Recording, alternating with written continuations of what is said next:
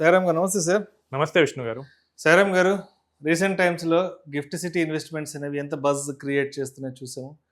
చాలామంది అసలు గిఫ్ట్ సిటీలో ఎలా ఇన్వెస్ట్ చేయాలంటూ కూడా చాలామంది రీసెర్చ్ స్టార్ట్ చేశారు.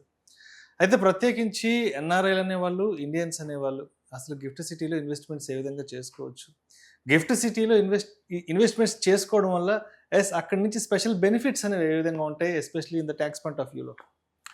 ఓకే, మెయిన్గా గిఫ్ట్ సిటీని తీసుకొచ్చిన ఉద్దేశం ఏంటంటే, మన దేశం నుంచి చాలామంది ఎన్ఆర్ఐలు కావాలి స్థిరపడారు, అక్కడ మంచి ఇన్కమ్ అయితే ఎర్న్ చేస్తున్నారు. వాళ్ళ ఇన్వెస్ట్మెంట్ ప్యాటర్న్స్ కనుక చూస్తే కనుక వాళ్ళకి ఇండియా మీద అయితే ప్రేమ అయితే ఉంది, ఇక్కడ కల్చర్ వీటన్నిటి మీద ప్రేమ ఉంది, ఇక్కడ ఇన్వెస్ట్ చేయాలనుకుంటున్నారు. బట్ ప్రెసెంట్ ఉన్న కొంచెం complex tax rules, investment process, KYC వీటి వల్ల ఇక్కడ ఇన్వెస్ట్ చేయలేకపోతున్నారు.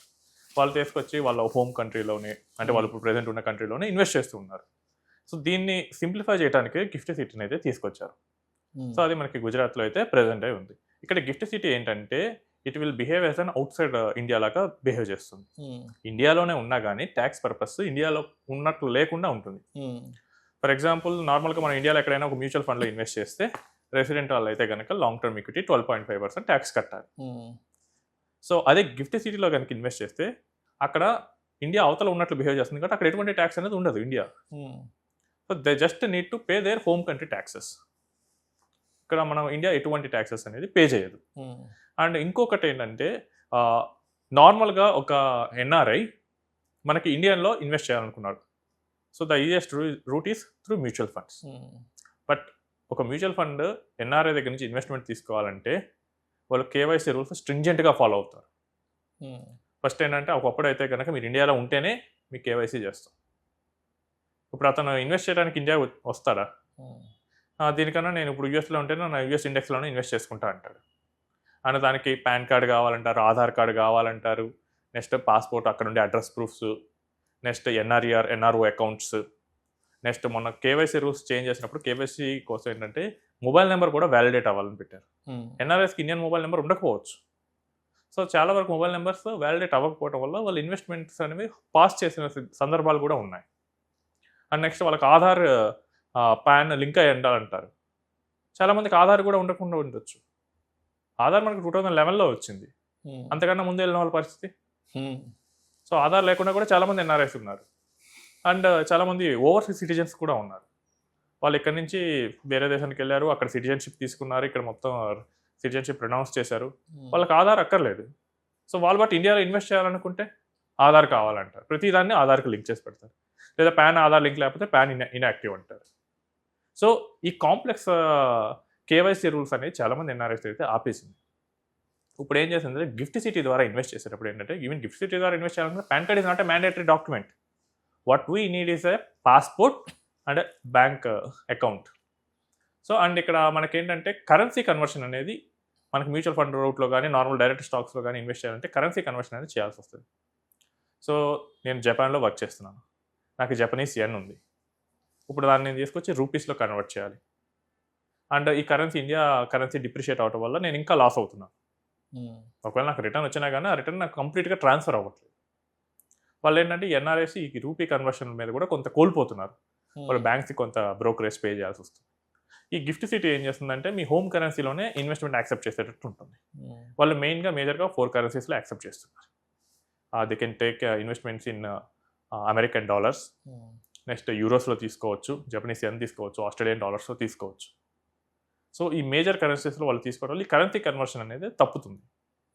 అండ్ మనకేంటంటే ఇన్వెస్ట్మెంట్ ఆపర్చునిటీస్ అనేవి ప్రపంచవ్యాప్తంగా చాలా వరకు పెరుగుతున్నాయి. మీరు కనుక చూస్తే కనుక ఏఐ రెవల్యూషన్ వస్తుంది ఇప్పుడు. సో ఏఐ రెవల్యూషన్కి ఇంపార్టెంట్ ఏంటి? చిప్స్. ఆ చిప్స్ ఎక్కడ తయారవుతాయి? తైవాన్. సో నేను జపాన్లో ఉన్నాను, లేకపోతే నేను యూఎస్లో ఉన్నాను, I want to invest in Taiwan market. So ఈజీగా ఎలా వెళ్ళొచ్చు? ఒకప్పుడు అయితే కనుక మనకి ఈ ఐఎఫ్ఎస్సి సెంటర్స్ ద్వారా ఇన్వెస్ట్ చేసేవాళ్ళు. అదే మనకి అప్పుడు ఇండియాలో లేదు. They may go for a Mauritius, లేకపోతే దుబాయ్ ఐఎఫ్ఎస్సి సెంటర్ ద్వారా కానీ ఇలా వెళ్ళి అక్కడ ఇన్వెస్ట్ చేసేవాళ్ళు. ఇలా ఇన్వెస్ట్ చేయడం వల్ల ఆ దేశాల ఎకానమీ బాగుపడుతుంది. మనకేంటి, డబ్బులు మన వాళ్ళు అక్కడ తీసుకొచ్చి అక్కడి నుంచి ఇన్వెస్ట్ చేస్తున్నారు. అదే గిఫ్ట్ సిటీ ద్వారా ఇప్పుడు మనం తీసుకురావడంతో ఇదే గిఫ్ట్ సిటీ ద్వారా ఇండియా నుంచి ఈ ఇన్వెస్ట్మెంట్ అనేది రౌట్ అవుతుంది. Right right. సో ఇప్పుడు ఈ సెమీ కండక్టర్స్లో పెట్టే ఆపర్చునిటీ వస్తుంది. నెక్స్ట్ మనకి ఈ టెక్ కంపెనీస్ చూస్తే కనుక మనకి ఇండియాలో ఉన్న టెక్ కంపెనీస్ చూడండి, గ్లోబల్ రెప్యూటెడ్ టెక్ కంపెనీస్ చూడండి, టాప్ 5లో ఒకటి కూడా ఉండదు. So Google, Netflix, Amazon, Microsoft, meta, ఇవన్నీ యుఎస్ మార్కెట్లో ఉన్నాయి. బట్ మనం ఇన్వెస్ట్ చేయాలంటే ఏంటి? సో ఈ గిఫ్ట్ సిటీ ద్వారా మనం గ్లోబల్గా ఉండే ఆపర్చునిటీస్లో మనం పెట్టవచ్చు. అంటే డిస్రప్టివ్ మెటీరియల్స్ ఉన్నాయి, అంటే కొత్త టెక్నాలజీస్, బ్లాక్ చైన్ టెక్నాలజీస్ ఉన్నాయి. ఇలాంటివి ఇండియన్ మార్కెట్లో లేవు. మనం ఇన్వెస్ట్ చేయాలనుకున్నా కుదరదు. సో ఇలాంటి అన్సీన్ ఆపర్చునిటీస్కి, అంటే ప్రపంచంలో వేరే మార్కెట్స్లో ఏవైతే పాపులర్గా ఉన్నాయో, అవి ప్రాఫిటబుల్గా ఉన్నాయో అలాంటి వాటిలో ఇన్వెస్ట్ చేయడానికి గిఫ్ట్ సిటీ అనేది ఈజీ రూట్. బెస్ట్ అవుతుంది. సో ఈ గిఫ్ట్ సిటీ ద్వారా మనం ఏం చేయొచ్చు అంటే మెయిన్గా 2 టైప్స్ ఉంటాయి, inbound fund, outbound fund. Inbound అంటే ఇండియాలోకి రావటం, అవుట్బౌండ్ అంటే బయటకు వెళ్ళి ఇన్వెస్ట్ చేయటం. సో ఎన్ఆర్ఐస్ అయితే మెయిన్గా ఇన్బౌండ్ ఫండ్గా ఇన్వెస్ట్ చేస్తూ ఉంటారు, అంటే వాళ్ళు ఇండియన్ మార్కెట్లో ఇన్వెస్ట్ చేస్తూ ఉంటారు. And they can do outbound also. కాకపోతే ఇక్కడ ఏంటంటే ఏ కంట్రీలో ఇన్వెస్ట్ చేస్తున్నాం అనేది మెయిన్గా చూసుకోవాలి. If it is an outbound fund కనుక యూఎస్ అయితే కనుక యూఎస్ ఎన్ఆర్ఐస్ చేసినా పెద్ద యూజ్ ఉండదు. ఎందుకంటే అక్కడ ఏం జరుగుతుంది, వాళ్ళు డాలర్స్ని తీసుకొచ్చి ఇండియాలో తీసుకొచ్చి మళ్ళీ తిరిగి యూఎస్ మార్కెట్లోనే ఇన్వెస్ట్ చేస్తారు. అదొక రౌండ్ ట్రిప్ లాగా యూఎస్ ఐఆర్ఎస్ చూడొచ్చు. But if it is different country, maybe Taiwan market, Japan market, Europe, ఇలాంటి వాటిలో కనుక ప్లేస్ చేయాలంటే కనుక మనకి ఈ అవుట్బౌండ్ ద్వారా కూడా చేయొచ్చు. అండ్ ఇది ఎన్ఆర్ఐస్కే కాదండి, గిఫ్ట్ సిటీ అనేది రెసిడెంట్ ఇండియన్స్కి కూడా మంచి ఆపర్చునిటీ అనేది ఇస్తుంది. సో మనకి కూడా ఈ కొత్త టెక్నాలజీస్, కొత్త ప్రొడక్ట్స్ అనేవి మనకి ఇండియన్ మార్కెట్స్ అవైలబుల్ లేని వాటిలో కూడా మనం అవుట్బౌండ్ ద్వారా ఇన్వెస్ట్ చేయొచ్చు. అంటే చాలా కంపెనీస్ 5 lakh 10 lakh రూపీస్తో కూడా ఈ గిఫ్ట్ సిటీ వాటిని అయితే అలౌ చేస్తున్నాయి. అండ్ మనకేంటంటే ఈ గిఫ్ట్ సిటీ ద్వారా ఇన్వెస్ట్ చేసేటప్పుడు మనం ఎల్ఆర్ఎస్ రూట్ ద్వారా ఇన్వెస్ట్ చేయొచ్చు. సో నార్మల్గా గిఫ్ట్ సిటీ ఏంటంటే యూఎస్డీలో ఇన్వెస్ట్మెంట్స్ మెయిన్గా తీసుకుంటున్నారు. సో మనం ఎల్ఆర్ఎస్ స్కీమ్ ద్వారా మనం డాలర్స్ కొనుక్కొని దాని ద్వారా మనం ఇన్వెస్ట్ చేయొచ్చు. So almost $2.5 lakh per year per pan అయితే ఇన్వెస్ట్ చేసుకునే ఆప్షన్ అయితే మనకు ఉంటుంది. సో ఈ గిఫ్ట్ సిటీ పోర్ట్ఫోలియో ద్వారా మనకి ఒక 5 to 10% కనుక మనం మన పోర్ట్ఫోలియో ఎలాకెట్ చేసుకుంటే కనుక అవుట్ సైడ్ ఇండియన్ ఆపర్చునిటీస్, అవి మనకి ట్రెడిషనల్ ఇండియన్ మార్కెట్స్కి ఇన్వర్స్గా కోరిలేట్ అయ్యే ఛాన్సెస్ అయితే చాలా ఎక్కువగా ఉన్నాయి. అండ్ మోర్ ఓవర్ మనకి డాలర్ చూసుకుంటే యావరేజ్గా 3 to 4% అయితే అప్రిషియేట్ అవుతూ ఉంది. సో మనం డాలర్ డినామినేటర్ అసెట్స్లో కనుక మనం ఇన్వెస్ట్ చేస్తే కనుక కరెన్సీ డిప్రిసియేషన్ వల్ల వచ్చే రిటర్న్ కూడా మనకి యాడ్ అవుతూ ఉంటుంది. సో అది కూడా ఒక యాడెడ్ అడ్వాంటేజ్గా ఉంటుంది. అండ్ ఎన్ఆర్ఎస్కి అయితే కనుక కంప్లీట్గా ఇండియా అయితే ట్యాక్స్ వేయదు. Just they need to pay tax at their home country. If it is a Dubai, if it is a Singapore, then అవి కూడా పే చేయాల్సిన అవసరం ఉండదు. దుబాయ్లో మనకి ఎట్లాగో క్యాపిటల్ గెయిన్ ట్యాక్స్, అసలు ఇన్కమ్ ట్యాక్స్ అక్కడ ఉండదు. సింగపూర్లో క్యాపిటల్ గెయిన్ ట్యాక్స్ ఇక్కడ ఉంటుంది. సో వాళ్ళకి ఏంటంటే కంప్లీట్గా కొన్ని కంట్రీస్కి అయితే 0 ట్యాక్స్ ఆప్షన్స్ కూడా ఉన్నాయి. అండ్ నార్మల్ మ్యూచువల్ ఫండ్లో మీరు ఇన్వెస్ట్ చేసినప్పటికీ, గిఫ్ట్ సిటీకి ఇన్వెస్ట్ చేసినప్పటికీ ట్యాక్స్ అనేది చాలా సింప్లిఫికేషన్ వస్తుంది.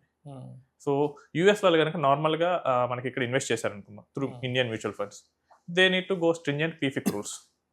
వాళ్ళకి ఏంటంటే వాల్యూ ఎంత పెరిగిందో దాన్ని ఇన్కమ్ యాడ్ చేసుకుని ట్యాక్స్ పే చేయాల్సి వస్తుంది.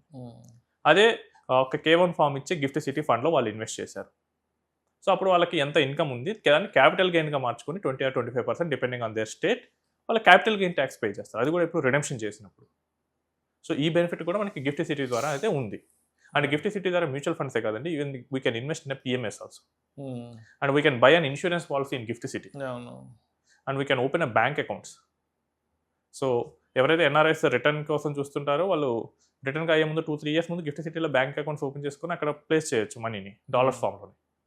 అండ్ ఎన్ఆర్ఐ నుంచి నార్మల్ స్టేటస్ కన్వర్ట్ అయిన వెంటనే మనం దాని మనీని తీసుకోవచ్చు. ఈ డాలర్ డిప్రిసియేషన్ వీటన్నిటి గురించి వరి అవ్వాల్సిన అవసరం లేదు. ఇన్సూరెన్స్ పాలసీస్ తీసుకోవచ్చు, life insurance policies. So gift city ద్వారా మనకి ఎన్ఆర్ఐస్కి అయితే చాలా బెనిఫిట్ ఉంటుంది.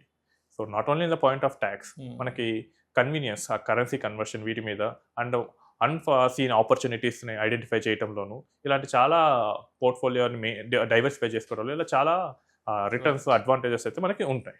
Thank you sir, thank you so much Sairam గారు. థ్యాంక్స్ విష్ణు గారు. సో రీసెంట్ టైమ్స్లో గిఫ్ట్ సిటీ ఇన్వెస్ట్మెంట్స్ అనేవి ఎందుకు బజ్ క్రియేట్ చేస్తున్నాయి, గిఫ్ట్ సిటీలో ఇన్వెస్ట్ చేస్తే ఒక ట్యాక్స్ పాయింట్ ఆఫ్ వ్యూనే కాకుండా ఇంకా అదర్ బెనిఫిట్స్ ఎలా ఉంటాయి ఏంటన్న దాని గురించి చాలా చక్కగా తెలియజేసి thank you so much sir. Thanks.